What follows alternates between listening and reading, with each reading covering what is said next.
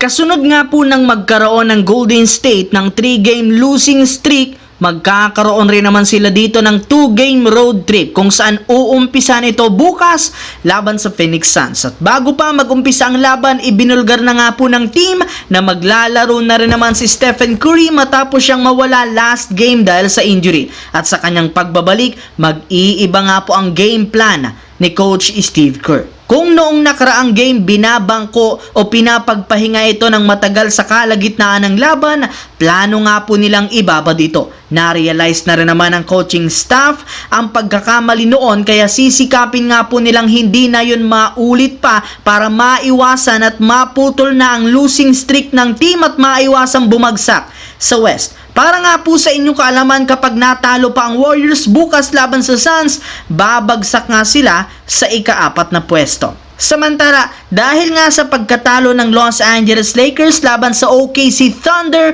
na-eliminate na nga po sila sa NBA Cup matapos silang bumagsak sa 2 wins, 2 losses sa kanilang group stage. Kaya hindi nga po nila dito madedepensahan ang kampyonato. Bumagsak na rin naman sa 11-8 ang kanilang win-loss record bilang number 6. At kasabay niyan mismong si Anthony Davis na ang nagsabi kailangan nga po nilang lahat mag-step up bawat game lalo na sa opensa at maging sa rebounding since na out-rebound nga sila dito ng OKC 15-8. Ilang beses nga po itong ginamit ng Thunder para magkaroon ng second chance points. Kaya kumbinsido ang mga fans na kailangan talaga ni Rob Pelinka gumawa ng trade. May ilang mga teams na rin naman ang aktibo na ngayon sa market kagaya ng Chicago Bulls na willing nga pong makipagnegosasyon sa kanila.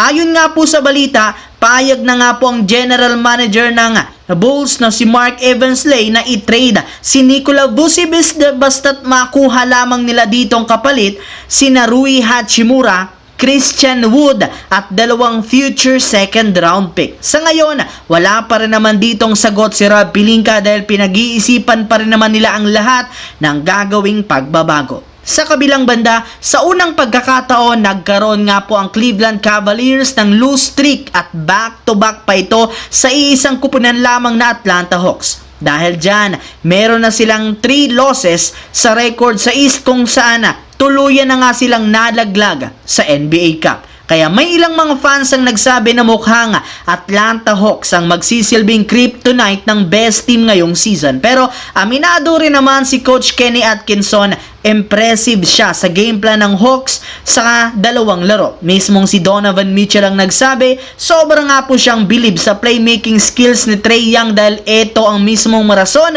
bakit hirap na hirap nga silang pahintuin at pigilan ang opensa ng Atlanta. Kahit anong klaseng defensive scheme na gamitin ng team, butas pa rin naman ito ni Trae Young. Kaya wala nga talaga silang magagawa dito kundi tanggapin ang kanilang pagkatalo at alamin kung ano ang mga pagkakamali at dapat i-adjust.